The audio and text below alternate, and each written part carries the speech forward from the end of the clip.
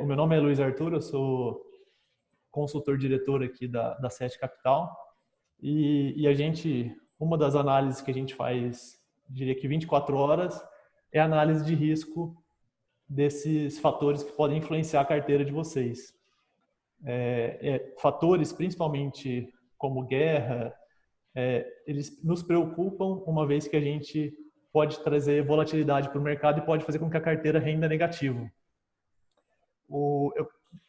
A gente gosta de trazer um pouco da teoria para dentro do mercado, porque acho que às vezes fica um pouco desconexo. O que a gente tem na prática, quando a gente tem períodos de guerra, é uma elevação da inflação. Ocorre mais ou menos o que a gente viu no período da greve dos caminhoneiros. Num momento de guerra, o que a gente vai ter, então, é uma menor circulação de produtos dentro da economia, e essa menor circulação de produtos ela traz um aumento da inflação. Ou seja, a gente pode ter rentabilidade negativa nos meses subsequentes ao surgimento de uma guerra. Porém, a nossa carteira hoje ela está calcada principalmente em proteção de inflação. A gente aplica, diria que, mais da metade da carteira em IMAB, o IDK e IPCA. Todos eles estão garantidos contra esse aumento de inflação. Ou seja, no médio prazo, apesar da carteira poder render negativo pelas notícias externas negativas, no médio e longo prazo a carteira está protegida, porque a gente está imune a esse risco de inflação. Outro fator importante é a gente saber o que é realmente importante e o que não é importante. Quando a gente tem, às vezes, notícias, né, principalmente o Trump agora, que é um presidente tuiteiro, que está toda vez tuitando suas ações e ameaças, isso gera volatilidade no mercado. Porém, diria que 99% das notícias que a gente vê no noticiário, elas não afetam fundamentos econômicos. O que é afetar fundamentos econômicos? Basicamente, a gente se preocupa com fatores como taxa de juros, desemprego, inflação, e esses fundamentos é que fazem com que nós tracemos uma estratégia para a carteira recomendada dos clientes da Sete Capital e da Confiança.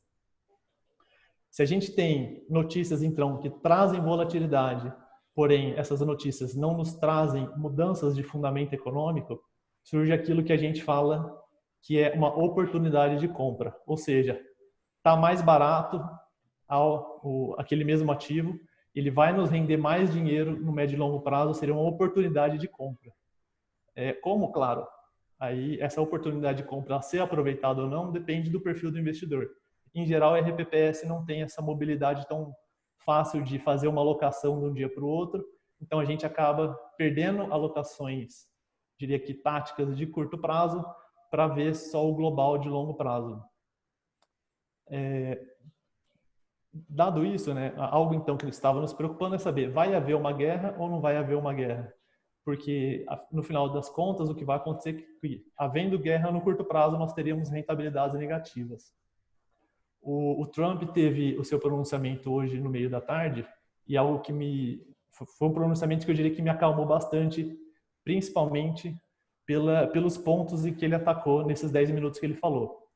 O principal ponto que eu diria foi: o Trump, em momento nenhum, se colocou como em posição já de guerra.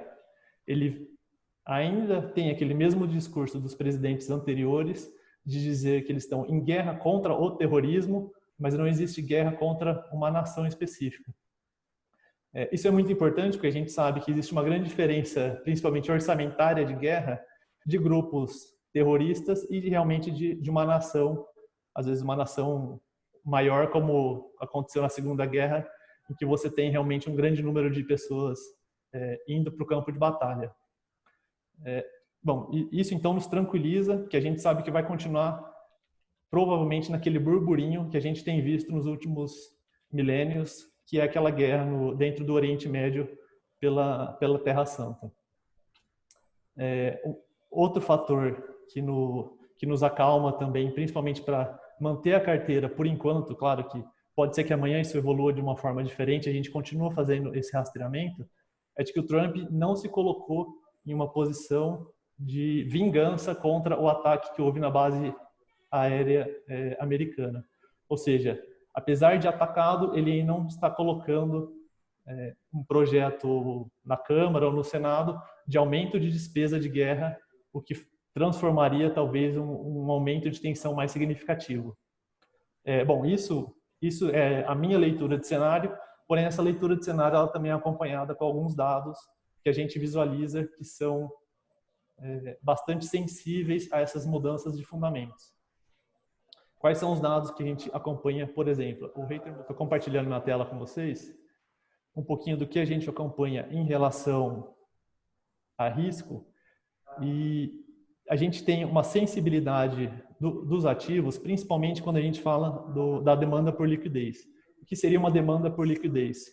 Se eu tenho na minha frente um momento de guerra e de aumento de tensão, a estratégia mais recomendada para uma carteira, com certeza, seria você vender tudo que você tem, transformar em dinheiro e ir para um outro lugar onde não está tendo guerra. Que afinal a guerra ela não escolhe lado e destrói tudo. Ou seja, essa demanda por liquidez, ela causa um aumento do preço do dinheiro, porque as pessoas vão querer mais dinheiro e menos bens. Em momentos de tranquilidade, a gente quer o contrário, a gente quer ter menos dinheiro e mais bens, porque esses bens, em tese, vão gerar rentabilidade para a gente e nos pagar por estar abrindo mão do dinheiro.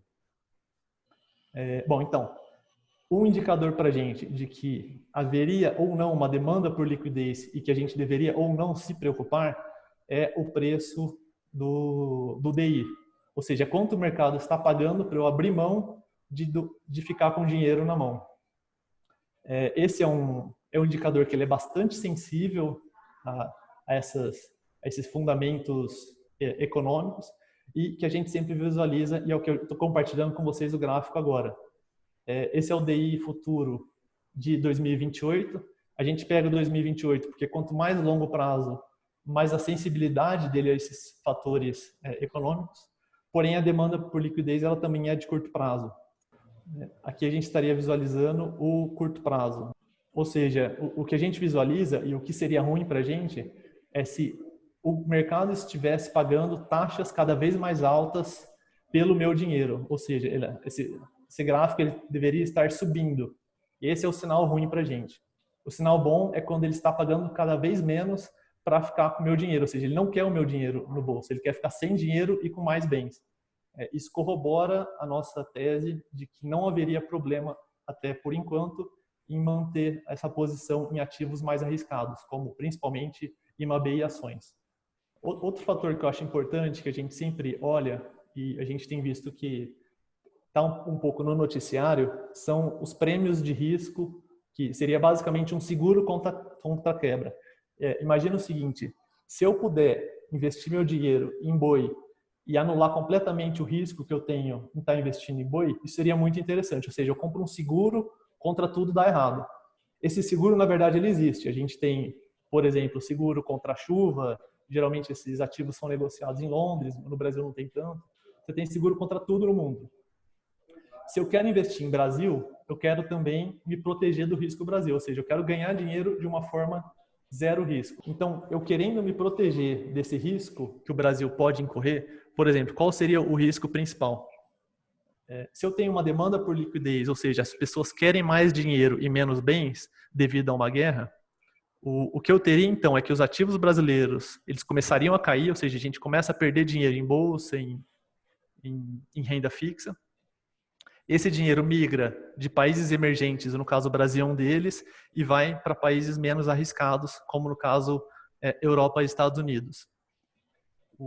Portanto, dado esse movimento, desse fluxo de capitais de países arriscados para menos arriscados, o que eu teria também é aumento do preço desse seguro, do seguro que eu pago por não correr risco Brasil.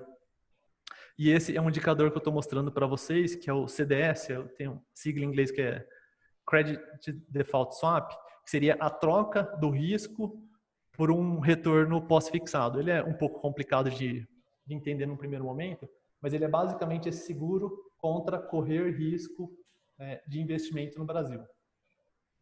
E ele também é um indicador para a gente de que haveria uma demanda por liquidez, ou seja, se o mercado todo está enxergando que vai haver guerra e que ele vai precisar abrir mão de bens para ter mais dinheiro em bolso, o preço desse seguro para investir no Brasil ele sobe, porque tá todo mundo querendo mais dinheiro e menos bens.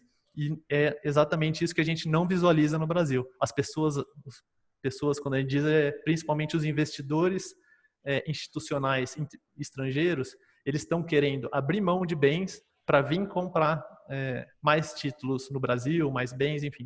Ele está abrindo mão de dinheiro. Claro que com tudo isso, a gente não pode, de forma nenhuma, achar que essa análise que a gente tem até hoje é uma análise em que acabou aqui, 2020 vai ser tudo bem até o fim, porque não vai haver guerra. Claro que isso pode evoluir de uma forma favorável ou desfavorável, mas essa análise e esse acompanhamento para ver se o risco está aumentando ou subindo, a gente vai fazer todo dia, e se houver outros momentos em que a gente visualizar que pode haver risco para a nossa carteira, a gente volta a fazer outro webinar e volta a acionar vocês. Bom, pessoal, aproveitando aí a fala do Arthur, né, para explicar um pouco sobre esse fato, é o seguinte: ontem mesmo eu estava assistindo o Jornal da Globo e o Jornal da Record, falando praticamente da mesma matéria, que era a questão desse conflito, né, e a questão sobre combustível. Né, na Globo deu muito ênfase sobre a possibilidade de escassez de combustível, que isso poderia estar elevando a inflação e tudo mais, e já na Record mostrava lá o ministro de Minas e Energias, né, apaziguando, né, falando que eles estão até estudando mecanismos, né, até para conter essa busca, essa elevação brusca no preço do petróleo que ocorreu, né? E até mesmo hoje, apesar desses fatos, né, o que a gente vê? Uma certa pequena redução do barril de petróleo, até o índice Bovespa, até há pouco tempo, estava assim, uma ligeira queda. O que tem de acontecer? O mercado começar a reagir de forma positiva, assim como aconteceu em agosto com a queda do IMAB. Quem saiu em agosto perdeu a oportunidade de ganhar em setembro e outubro. E quem saiu, vamos supor, em novembro, que foi uma queda mais forte, ganhou em novembro. Né? Então, é normal ter esses momentos de especulação do mercado, onde os grandes bancos, essas grandes instituições, em um momento que ele precisa de liquidez, ele faz essa movimentação no mercado. Então, por isso que a gente está, por enquanto, diante dos fatos até agora, de permanecer com essa estratégia da carteira. Assim, o Ibovespa agora está menos 0,34. Assim, na minha opinião, o Arthur pode concordar ou não, 0,34 pela situação que está, eu acho que é um movimento até normal mesmo da Bolsa. Não é uma coisa de alarde para estar indo para uma defesa da carteira, né? E até mesmo os juros futuros também está em queda, né? Não está tendo aumento. Mas alguma coisa você quer falar? Isso acho que só para reforçar o que você falou, Reiter, essa demanda por liquidez, ela é muito visível quando a gente olha principalmente para o barril de petróleo, como ele falou. Eu vou compartilhar com vocês o preço do barril de petróleo, a evolução dele. O que a gente tem aqui é que mudei a tela para o preço do barril do petróleo, ele está tendo uma forte queda desde o início do dia. Essa forte queda, na verdade, ele tem uma volatilidade diária, mas cair tanto assim dentro de um dia, geralmente é uma condição mais improvável, ou seja, retornos negativos muito fortes, eles não acontecem de forma tão frequente. O que a gente tem, principalmente aqui, são momentos de atenção de preço do petróleo. Por quê? A gente sabe que quando a gente tem um preço de petróleo alto demais, ele causa aquele mesmo problema que seria se a gente tivesse guerra, ou seja, a gente tem um aumento de preço geral na economia toda, porque a economia toda usa petróleo para se movimentar. Momento este, por exemplo, que causa problema esse petróleo está muito alto, é quando ele está mais ou menos na faixa de 72 dólares, 74 dólares. Esse valor não é um valor mágico, na verdade, eu estou falando esse valor porque foi quando o Banco Central norte-americano começou a aumentar juros porque houve uma pressão inflacionária, ou seja, o barril a $72 começou a pressionar demais a inflação nos Estados Unidos, e para fazer com que essa inflação não aumente tanto, ele precisa aumentar juros para a economia, digamos assim, consumir menos petróleo, para ela ter menos dinheiro para comprar o petróleo.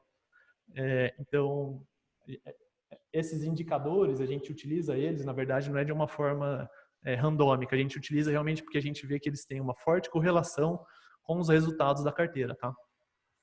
Só para corroborar o que você falou aí, Reiter. Gente, então, até mais então. A gente encerra por aqui e aí qualquer coisinha que vocês tiverem de dúvida, pode estar mandando o e-mail aí para nós, ligando aqui no escritório aqui que a gente atenderá com o maior prazer, tá bom? Então, obrigado aí pela participação aí e até a próxima. Até mais, tchau.